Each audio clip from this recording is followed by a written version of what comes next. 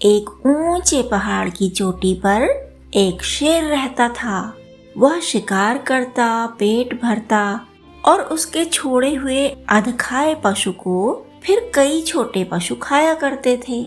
एक सियार भी शेर के छोड़े को खाता और उसके निकट रहने की जुगत लगाता रहता। वह शेर के आसपास ही घूमता रहता। दूसरे जानवर जब शेर की जूठन की तरफ लपकते तो सियार उन्हें घुड़कता, डांटता।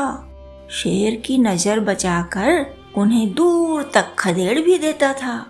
क्योंकि सियार शेर के आसपास ही मंडराता रहता, इसलिए दूसरे पशु सोचते यह तो जंगल के राजा का मित्र है, इससे बैर नहीं होना चाहिए।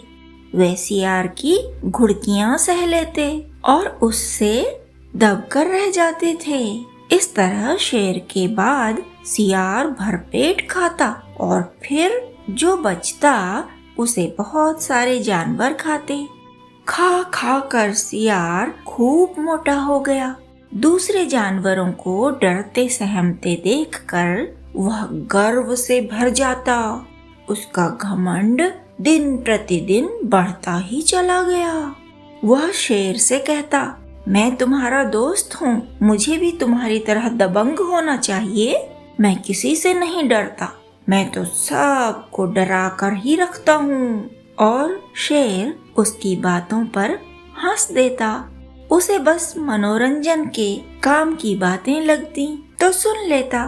सियार इससे भी मनबड़ हो गया और भी चौड़ा होकर जीने लगा। वह पहाड़ की चोटी पर चढ़कर भी वह इसी तरह की बातें जोर जोर से कहने लगा। शेर कभी कभी उससे कहता कि ऐसी बातें मत बोला करो, अपनी शक्ति की सीमा समझनी चाहिए तुम्हें। पर सियार कहता, राजा का मित्र हूँ तो राजा जैसी ही असीमित शक्ति भी तो है मुझ में। बस ऐसे ही घमंड में भरकर वह एक दिन बोला, अब तो छोटे छोटे जानवरों का मांस खाने में आनंद नहीं आता, हाथी का शिकार करना चाहिए हमें।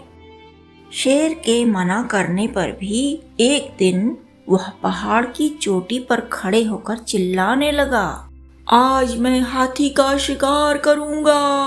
है किसी हाथी में हिम्मत जो मेरा मुकाबला करे? पहाड़ के नीचे की तरफ कुछ हाथी टहल रहे थे। सियार की बकवास पर उन्होंने ध्यान भी नहीं दिया। उधर सियार को लगा हाथी लोग तो दुम दबाकर आगे बढ़ते जा रहे हैं, दम होता तो मेरी चुनौती स्वीकार करते।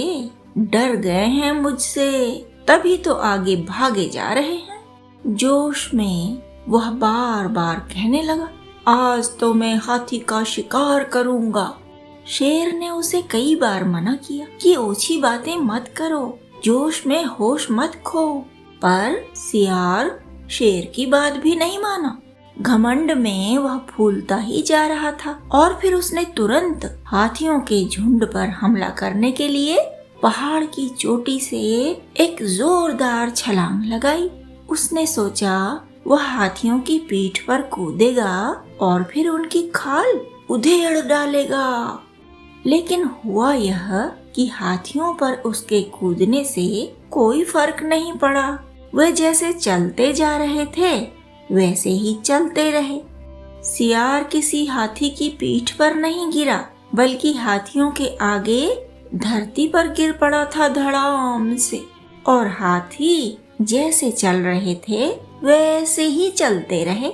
हाथियों के पैरों के नीचे बेचारे सियार की तो चटनी ही पिस गई।